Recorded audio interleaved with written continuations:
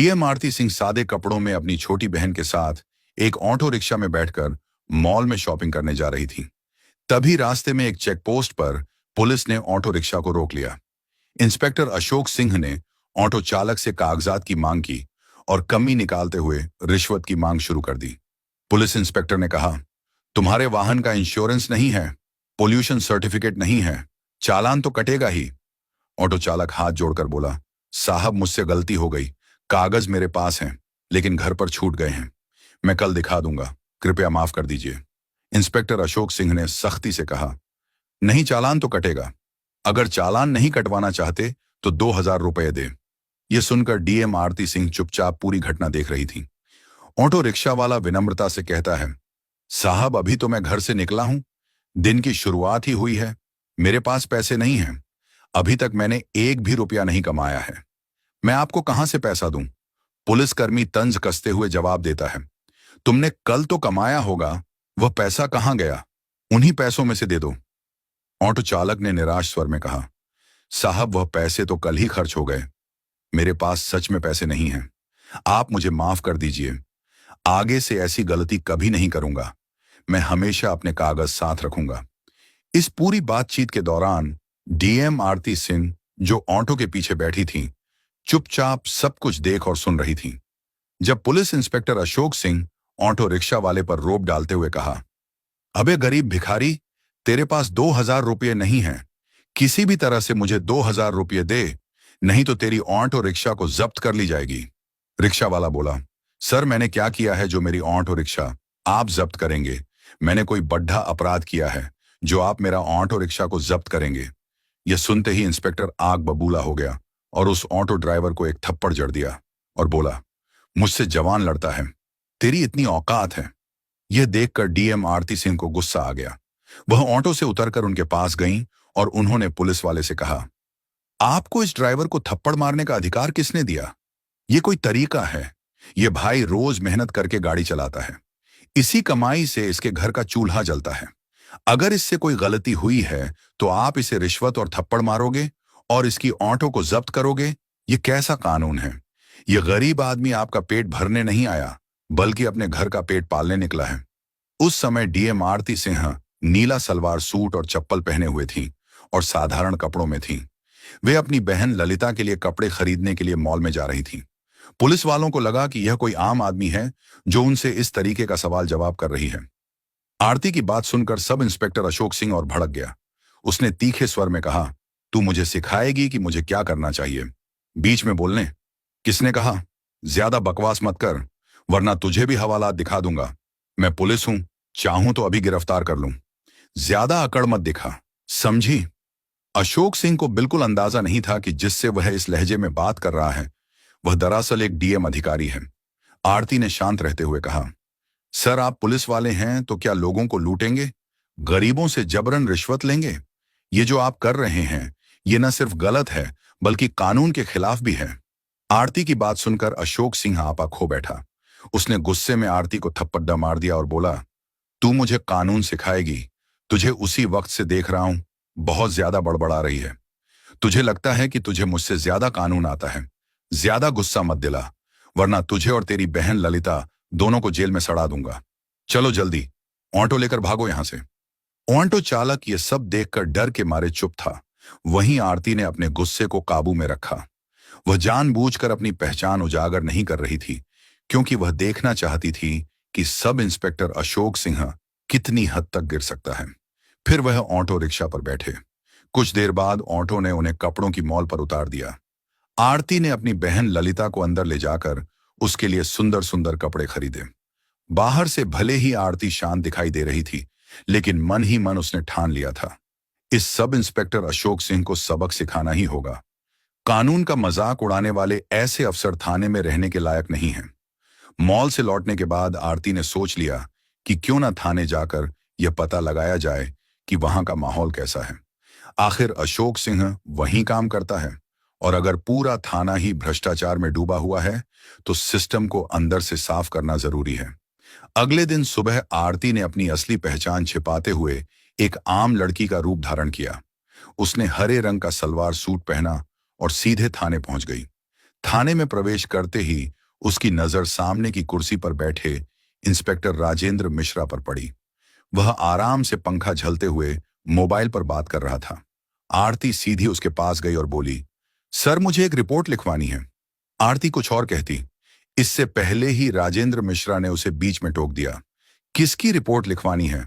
तुझे पता नहीं, यहां रिपोर्ट लिखवाने की फीस 5,000 रुपये लगती है। पैसे लाई है क्या? अगर पैसे हैं तो बोल, वरना फौरन दफा हो जा। यह सुनकर आरती की आंखें गुस्से से लाल हो गईं।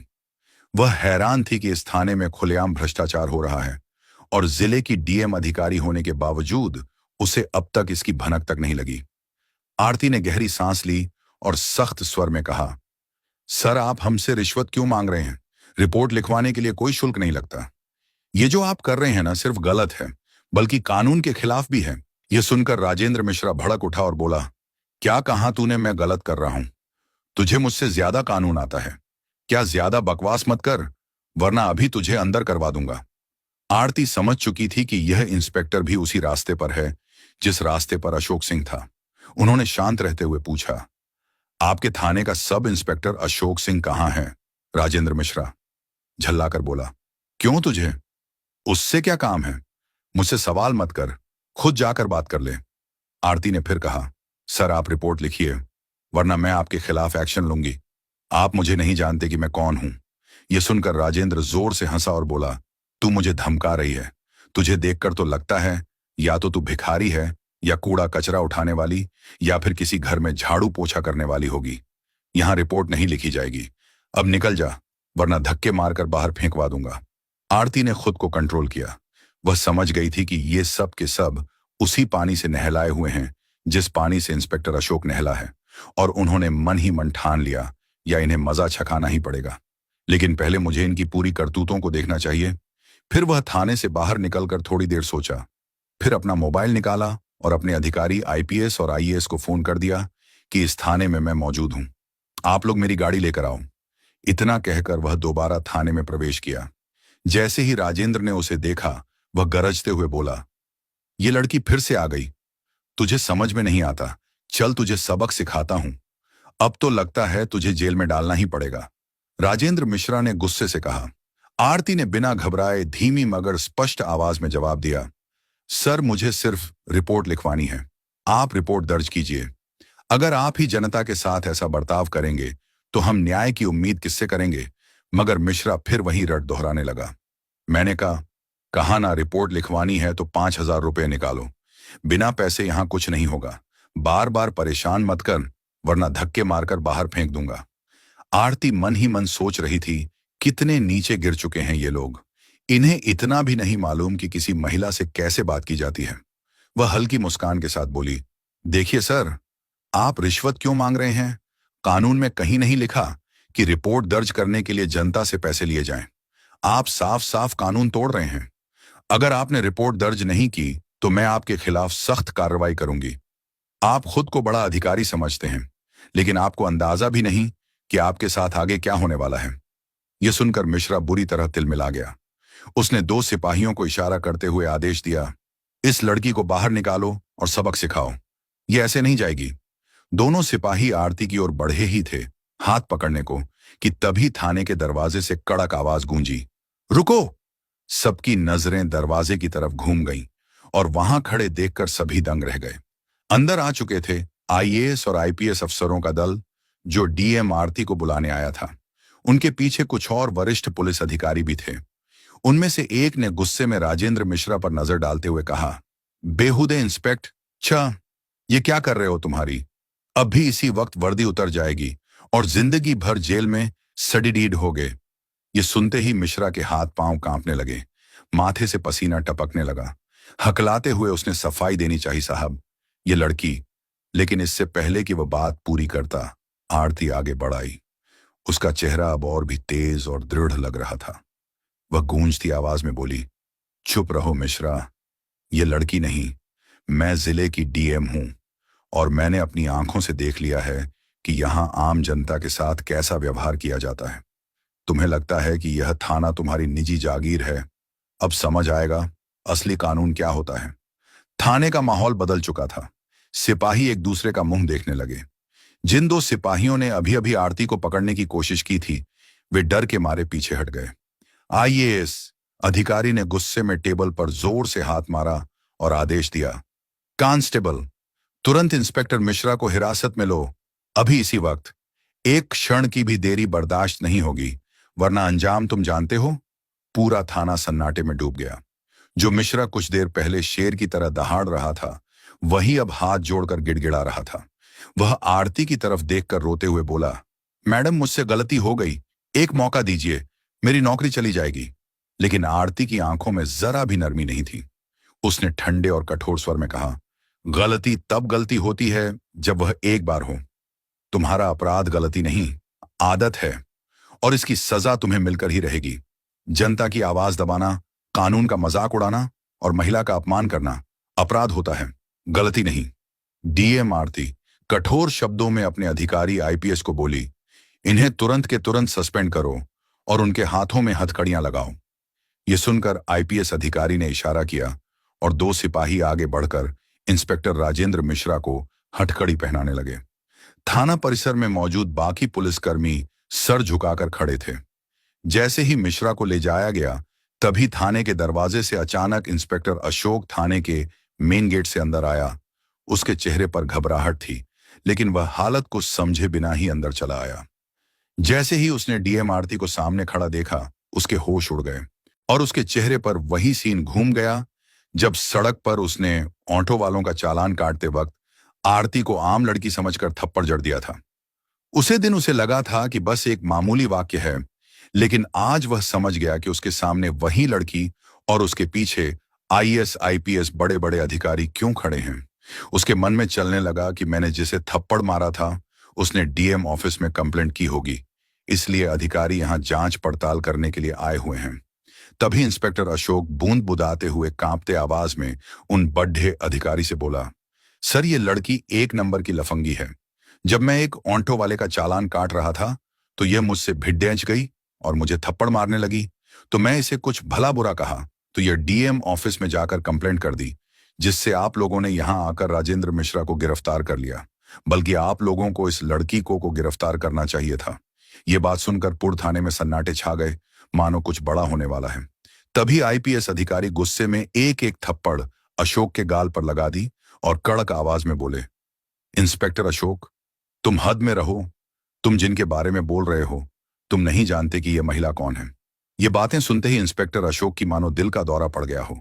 उसने कांपते और एकदम डरते हुए आवाज में बोला, सर आप क्या बोल रहे हैं? आखिर यह मैडम है कौन? इससे पहले आईपीएस अधिकारी कुछ बोलना चाहा।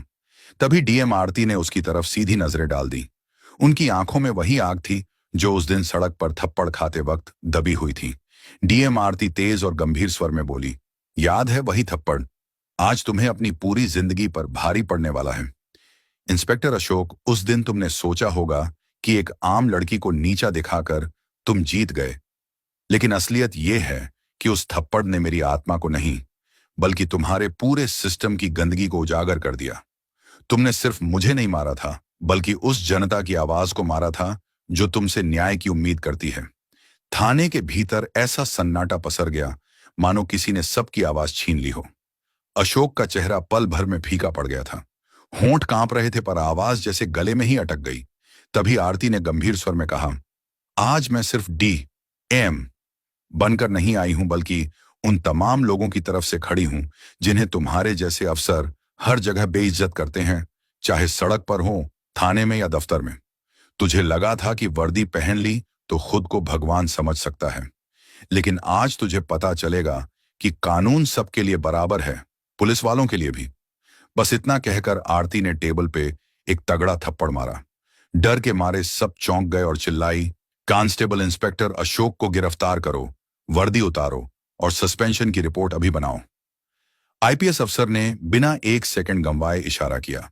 दो सिपाही आगे बढ़े, अशोक के हाथ में हथकड़ी डाल दी। बेचारा बुरी तरह कांप रहा था। गिड़गिड़ा के बोला, मैडम प्लीज माफ कर दीजिए, गलती हो गई, मैं पहचान नहीं पाया था। लेकिन आरती ने उसकी बात बीच में काट दी।